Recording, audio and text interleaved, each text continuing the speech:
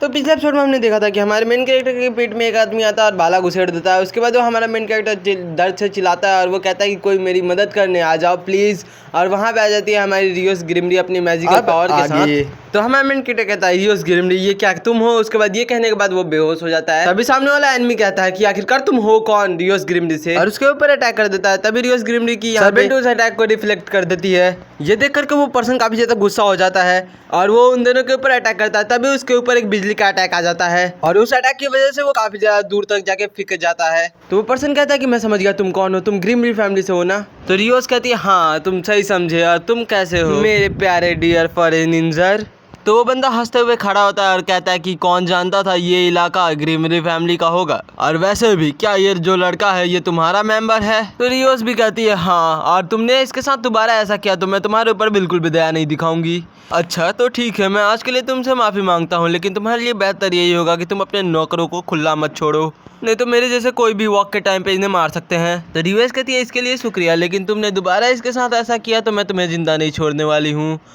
तो वो सामने से आदमी भी मान जाता है इस बात के लिए और जाते हुए कहता है मेरा नाम है डुवासीड और मैं दुआ करता हूँ कि हम दोनों का एक दूसरे के साथ कभी मुलाकात ना हो। और वो जैसे ही जाता है उसके आसपास का बैरियर भी उसके साथ चला जाता है। तभी रियोस की सर्वेंट बोलती है हमें ऐसे ही केयरलेस नहीं रहना चाहिए, अगर हम ऐसे ही केयरलेस रहेंगे तो ये कभी ना कभी मर जाएगा। तो यहाँ पे रियोस कहती है कि मैं इसे नहीं मरने दूंगी क्योंकि ये मेरा। उसके बाद ये हमें नहीं सुनाई देता यहाँ पे क्या बोलती है, लेकिन तभी हम देखते हैं जो इसे की अलार्म क्लॉक थी वो कहती है मास्टर उठ जाइए दिन हो चुका है। तभी इसे अपने अलार्म क्लॉक को ऑफ करता है और बोलता है मेरा शरीर मुझे काफी ज्यादा भारी लग रहा है। और उसके बाद उठते हुए कहता है कि साथ से मैंने फिर से एक भयानक सपना देखा है, लेकिन एक सेकेंड मेरे कपड़े कहाँ गए, मैं ऐसे नंगा कैसे हो गया हूँ? लेकिन तभी वो एकदम से नीचे गिर जाता है क्योंकि उसके पास रियोस भी होती है सेम अवस्था में।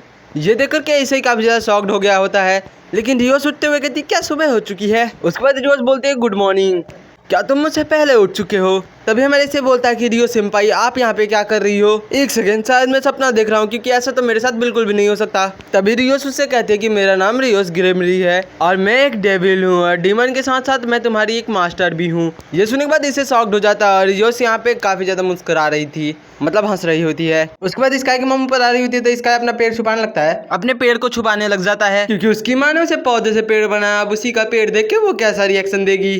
और जैसे ही यहाँ पे स्काई की मॉम जैसे ही अंदर आती है वो देखते हैं कि उनका बेटा और रियोस दोनों के दोनों नेकेड हैं। ये देख करके स्काई की मॉम कहती है बेटा तुम थोड़ा नीचे आना। उसके बाद स्काई कहता है एक सेकेंड रुक जाओ, क्या हो रहा है यहाँ पे? क्या ये सब एकदम से सपना है?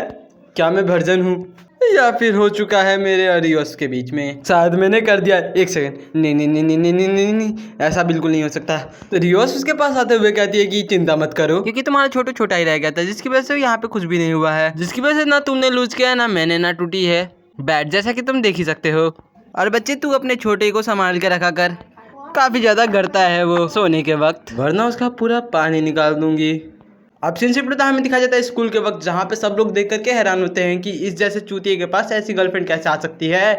सारे लोग रियोस के साथ सिकाई को देख करके काफी ज्यादा जल रहे थे। तो सिकाई कहता तुम लोग जलना बंद करो क्योंकि तुम लोग जिस गुफा के तलाश में हो उस गुफा में मैंने अपना चूहा तक छोड़ दिया है। और सिकाई जैसे ही स्कूल के अंदर घुस जाता है उसका स्वागत उसके दोस्त करते हैं, वो भी काफी ज्यादा प्यार से, जैसे कि उसे गांड पे लात मार के नीचे गिरा देते हैं और कहते हैं कि गद्दारी किया ना तूने, जा साले एक लड़की की वजह से अपने दोस्तों को छोड़ दिया तूने। उसके बाद हमें दिखाया जाता है रियोस को जो कि अपने दोस्त के पास जाती है। तो उसका दोस्त पूछती है, मतलब कि उसकी दोस्त पूछती है कि कैसी हो? तो वो कहती है मैं बहुत अच्छी हूँ। उसके बाद वो पूछती है कि वो कौन है जो लड़का पीट रहा है तुम्हारी वजह से? तो वो कहते हैं कि वो शायद से मेरा भाई है। अपने ही छोटे भाई के छोटे से खेलने के बाद उसे छोटा भाई बना दिया। उसके बाद हमें दिखाया जाता है स्काई जो कि अपने क्लास के अंदर जाकर के बैठ गया होता है और हमें दिखाया जाता है हमारे मेन कैरेक्टर का सबसे बड़ा दुश्मन, मतलब कि हैंडसम गाय, वो आ जाता है क्लास के अंदर उसको देख करके सारी लड़कियां उसके ऊपर फिदा हो जाती है और सारी लड़कियां उससे बात करने की कोशिश करती है, लेकिन वो सभी लोग को इग्नोर करते हुए जाता है स्काई के पास और स्काई से कहता है कि स्काई तुम्हें रियोस ग्रिमरी ने बुलाया है। और ये बात सुनने के बाद हमारे स्काई काफी ज्यादा शॉक हो गया होता है क्योंकि उसे लग रहा होता है कि वो अभी भी छोटू से खेलना चाहती है। उसके बाद ये सारी लड़के पगला गई होती है कि भाई ये की सिकाई से क्यों बात कर रही है, भाई ये कैसा नाम है भाई की बाकी सिकाई, भाई कुत्ता है क्या ये? उसके बाद सीन पता हमें दिखाया जाता है स्कूल के पीछे वाला क्लब। ये क्लब है यहाँ पे जो जितने मतलब मैजिशियन या फिर मैजिकल पावर वाले वो सब यहीं पे मिलते हैं आके। वहाँ पे हमें एक नया कैरेक्टर भी दिखाया जाता है जहाँ पे कि ईसा चॉकलेट खा रही होती है, जहाँ पे कि हमारे सिकाई वहाँ पे सोचने लग जाता है कि यहाँ पे कहाँ पे है बात, क्योंकि उसे अपना शेक निकालना था और वो सोच रहा था क्या मुझे वो चॉकलेट मिल सकती है जिसकी वजह से मैं भी उसे छू पाऊंगा। ऑफकोर्स उस चॉकलेट की बात नहीं कर रहा है उसका। तभी हमें एक नए कैरेक्टर को दिखाया जाता है जिसको देख करके कोई भी समझ सकता है ये बहुत ज़्यादा अमीर मतलब कैरेक्टर है क्योंकि इसके पास मिल्क फैक्ट्री है, वो भी दो। अब ये देखने के बाद तो हमारा इसी का ये तो कहने लगता है भाई बाथरूम पहले मुझे कोई दिखाओ, और वो उसके मिल्क फैक्ट्री में जाना चाहता है। अब जाना नहीं तो कम से कम चखना तो। उसका तभी वहाँ पे रियोस ग्रिमली आती है जो कि वहाँ पे शावर ले रही थी। उसका आते हुए वो कहती है कि वो तुम सब आ गए यहाँ पे, और आते हुए कहने लगती है कि अब सब आ ही गए हैं यहाँ पे तो चलो हमारी क्लब की मीटिंग को स्टार्ट बताने लग जाती है कि यहाँ पे काफी सारे डीमन घूम रहे हैं, जिसको देख करके इसिकाई की तो पहले हवा निकल जाती है। और वैसे भी इससे पहले जो इसिकाई की लेने आया था वो कोई डीमन नहीं फॉलन एंजल था, और उसके बाद इसे कोई कुछ भी मतलब समझ में नहीं आ रहा होता है, तो इसीलिए वो दोनों सिंपल बातों में बोलते हैं कि देखो तो बात ऐसी है कि इस दुनिया में दो मतलब जगह है, मतलब एक स्वर्ग एक नर्क, और तुम्हें बस इन लोगों से बच के रहना है, इतना समझ लो, और उससे ज़्यादा समझने की कोई भी जरूरत नहीं है। उसके बाद रियोस ग्रिमली एक और नाम लेती है जो सुनने के बाद हमारा मेन कैरेक्टर कहने लगता है कि नहीं ऐसा वो नहीं कर सकता, वो मेरी बाबू है, वो ऐसा बिल्कुल भी नहीं कर सकती, जिसकी वजह से यहाँ पे रियोस ग्रिमली कहने लग जाती है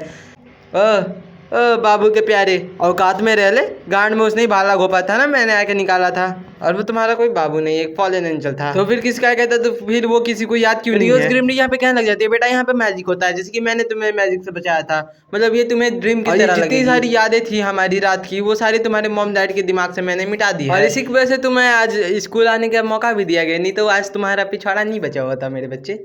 और ये बात सुनने के बाद इसी तो यहाँ पे एकदम से शॉक्ड हो गया होता है, और वो काफी ज्यादा उदास होते हुए कहते हैं नहीं ऐसा मेरा बाबू तो बिल्कुल नहीं कर सकता। मैं तो पूछने वाला था बाबू ने थाना था, लेकिन उसने तो थाने के लायक नहीं छोड़ा, धोखा दिया मुझे। तभी रियोस कहते हैं कि एक काम करो तुम अपने दोनों हाथ ऊपर करो, क्योंकि तुम भी डीमन होने वाले हो तो तुम्हें भी अपना पावर को यूज करना आना चाहिए। तो एक काम करो अपने दोनों हाथों को ऊपर कर लो और अपनी आंखों को बंद करके फील करना शुरू कर दो, और तुम्हारा फीलिंग जिससे भी जितना ही ज्यादा स्ट्रांग होगा उसी से तुम्हारा पावर। तुम अपना आंख तो बंद कर लेता है लेकिन उसकी आंखें गहरी गुफा की तरफ चली जाती है और साथ ही साथ फैक्ट्री की तरफ, और वो सब देखने के बाद इसका टांग खड़ा हो जाता है तीसरा वाला। तो हमारा मेन कैरेक्टर कहने लगता है छोड़ दो इसे, मैं बाद में यहाँ पे रियोस भी कह देती है ठीक है फिर तुम इसे बाद में भी ट्राई कर सकते हो, तो इसे बाद में ट्राई कर लेना, और बस अभी तुम्हें ये बात तो पता ही है कि तुम मेरे सर्वेंट हो। तो रियोस कहने लगती है कि सुनो मेरे पास तुम्हारे लिए एक छोटा सा काम है।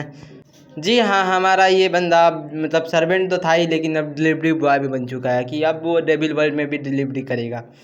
भाई दुनिया में अजीब अजीब से यानी में देखे भाई, हाई स्कूल जो देख रहा है ना भाई तो महान हो भाई।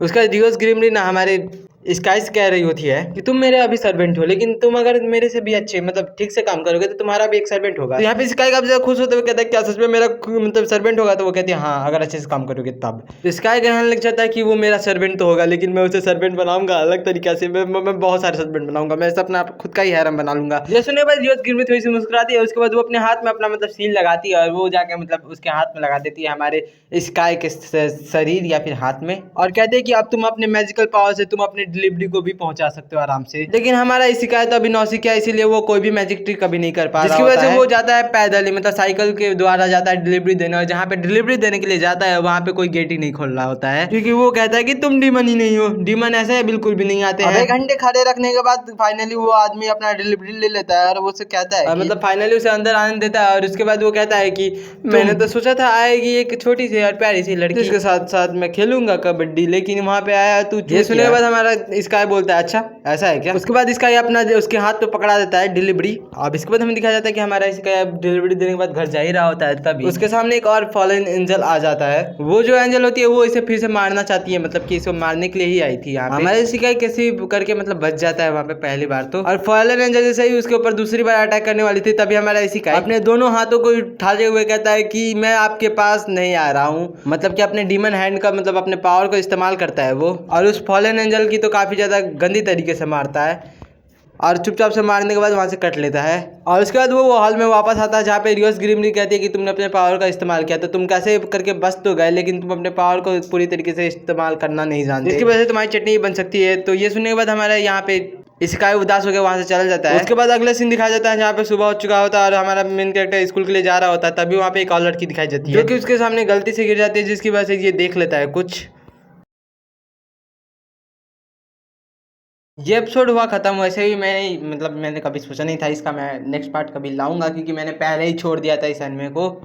लेकिन हाँ मैंने इसके ऊपर बहुत सारे व्यूज़ देखे, आप लोगों को ये एनिमे काफ़ी ज़्यादा पसंद आ रहा है और हाँ रेवेन्यू भी ज़्यादा मिल रहा है, इसलिए मैंने सोचा क्यों नहीं आपके लिए एक नया एपिसोड भी ला दिया जाए। और ये एपिसोड पे अगर कॉपीराइट नहीं आने वाला और अच्छे से ये एपिसोड चला जाएगा और आप लोगों को मतलब पसंद आएगा और इस पर और भी ज़्यादा व्यूज आएंगे तो मैं इसका नेक्स्ट पार्ट भी जल्दी ला दूंगा। तो लाइक और सब्सक्राइब करो और मिलते हैं किसी नेक्स्ट वीडियो में, तब तक ले बाय।